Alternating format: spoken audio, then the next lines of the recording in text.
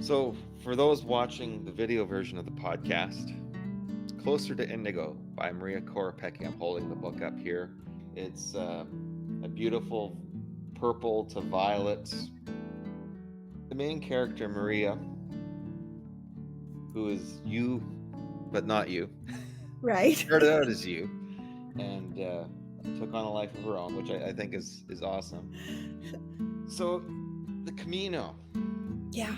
Now, I'm how should I describe myself? I was raised with some Catholic roots that withered. My younger adult life, I was more of what you would call a human secularist who believed in the propensity for humanity ultimately to be a force for good, and believes in the kindness of strangers and all that stuff. And that in my late 30s and 40s kind of went up in smoke.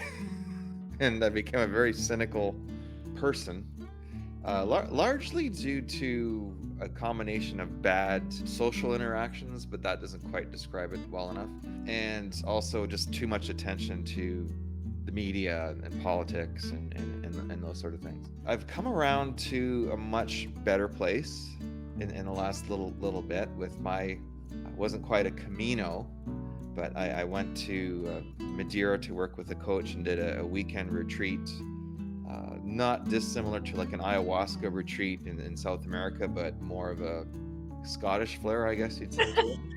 But the Camino sounds very intriguing to me.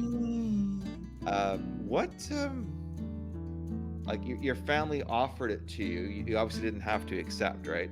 But you did, and it's in the book at least that Maria accepted like real fast.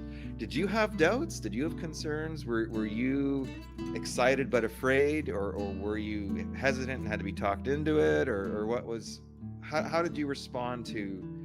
If you want, we'll send you on the Camino of your dreams offer. That was really interesting how that came together, because I had many friends who had gone on Caminos, and I didn't think that I would ever do it myself. Or I was like, oh, that would be great, but it didn't occur to me that I would have that opportunity. But I had like my hairdresser. He went on a Camino, and this woman from church who was in her 70s, she went, and then this couple from church, the teachers, they went, and friend of the family, he had gone on like 3, and more people sort of, yeah, I did that. And not that I ever met her, but Shirley MacLaine, like she was maybe the first person I ever heard of who went. So I remember this day, and it was in May, and I was sitting at my computer, and I was thinking about the poem The Lady of Shalott by Tennyson, which I had studied in university, and was like this reoccurring theme in my life. I always liked that poem very much. And then Lorena McKinnon turned it into a song, and I kind of felt like I related to this the Lady of Shalott, in that she lived on an island and she was watching the world from her point of view, and she was an artist and everything, and I kind of related to her. And I was thinking about this story and this song, and I'd love to be able to turn that into like a novel. And I was playing with it, just a little bit, researching, and it was pouring rain that day. It was pouring rain that day. And then my mother went to church for some odd reason, and then she came back home, and she had talked with those teachers that I had mentioned. They had decided that they were going on a Camino, and that day they were training, and they decided to train in the rain. So they walked from their house to the church, and that was their training for their Camino. And so my mother asked this woman, she's like, what should I give Maria for her 50th birthday? And the woman was like, well, why not a Camino? And it all happened like on that day. And so when she came home, she's like, hey, would you like that as your birthday present? And I was like, so looking at the Lady of Shalott and just playing with that. My mother coming back saying something about a Camino. And then I was like, yeah. And then we went to the Costco, because I never go to Costco, but my mother was like, I'm going to Costco. I'm like, okay, I'll go with you.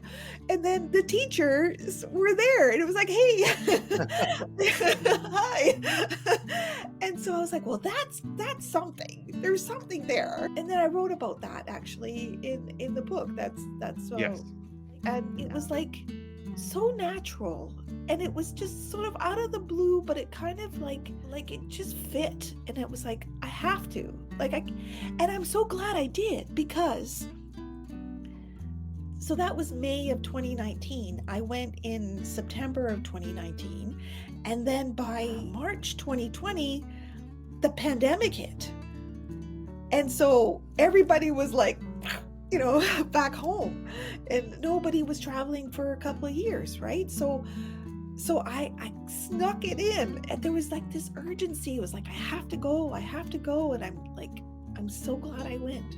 Yeah. So it was like something that was like destiny, like it was something that I had to do, like it was meant to be, that it was like part of my life's journey, that this is it. This is the timing. You gotta go. Okay.